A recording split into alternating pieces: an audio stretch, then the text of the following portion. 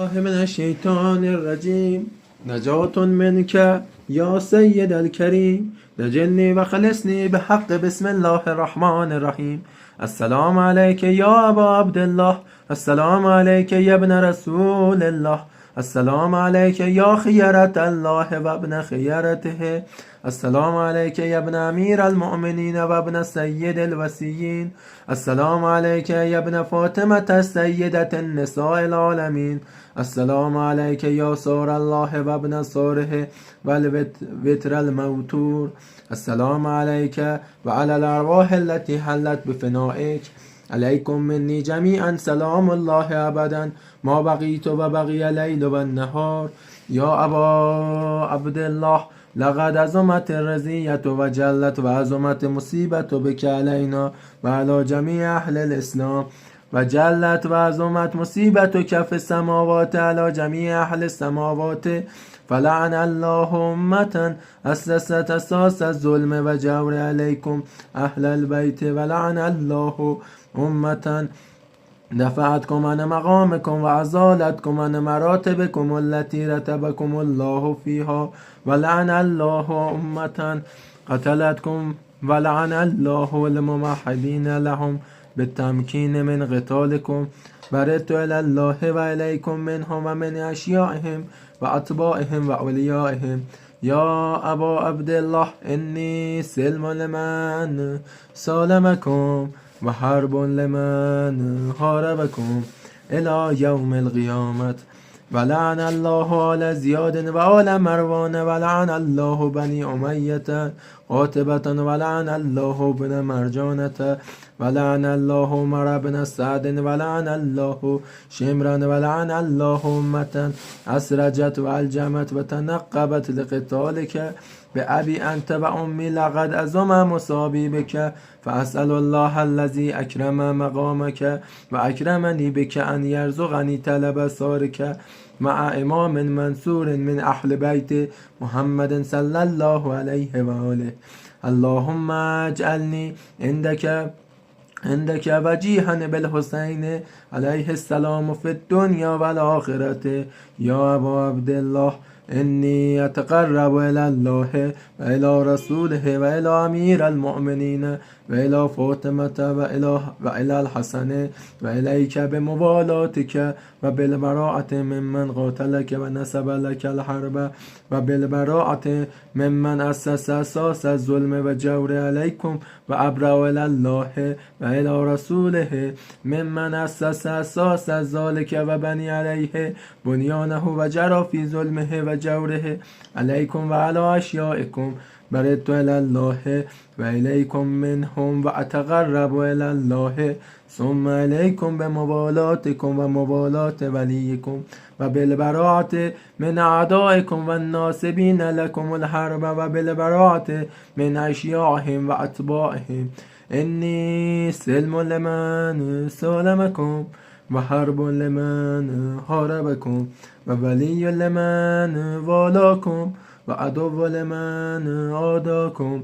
فأسأل الله الذي أكرمني بمعرفتكم ومعرفة أوليائكم ورزقني البراءة من أعدائكم أن يجعلني معكم في الدنيا والآخرة، وأن يثبت لي عندكم قدم صدق في الدنيا والآخرة. وأسأله أن يبلغني المقام المحمود لكم عند الله، وأن يرزقني طلب ساري مع إمام هدى ظاهر ناطق بالحق منكم. وأسأل الله بحقكم وبالشأن الذي لكم عنده أن يؤتيني بمصابي بكم أفضل ما يؤتي مصابا بمصيبته، مصيبة ما أعظمها وأعظم رزيتها في الإسلام وفي جميع السماوات والأرض. اللهم اجعلني في مقامي هذا ممن تناله منك صلوات ورحمة ومغفرة. اللهم اجعل محياي محيا محمد وآل محمد ومماتي ممات محمد وآل محمد. اللهم إن هذا يوم تبركت به بنو أمية وابن آكلة الأكباد العين ابن العين على لسانك ولسان نبيك صلى الله عليه وآله في كل موت وموقف وقف فيه نبيك صلى الله عليه وآله. اللهم لعن أبو سفيان ومعاوية ويزيد بن معاوية عليهم منك لعنة أبد عابدين. وهذا يوم فرحت به آل زياد وآل مروان بقتلهم الحسين صلوات الله عليه. اللهم فضاعف عليهم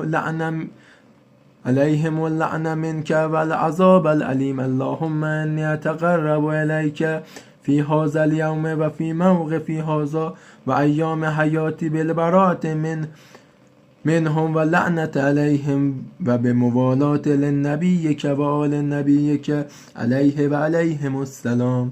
بنية 100 مرتبه.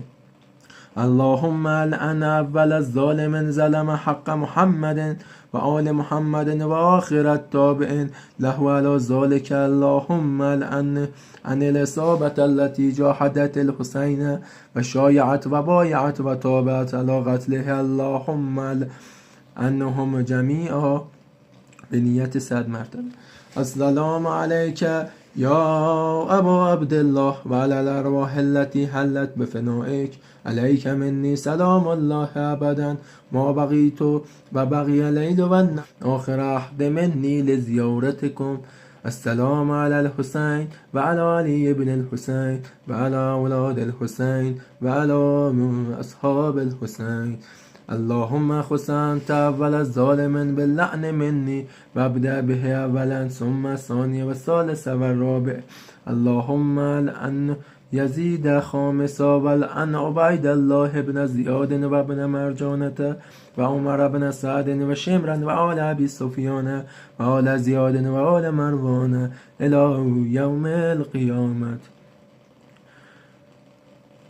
بنية سجده.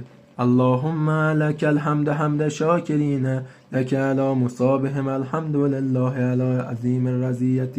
اللهم ارزقنا شفاعة الحسين يوم الورود وثبت لقدم صدق عندك مع الحسين وأصحاب الحسين الذين بذلوا محجهم دون الحسين عليه السلام. صدق الله العلي العظيم.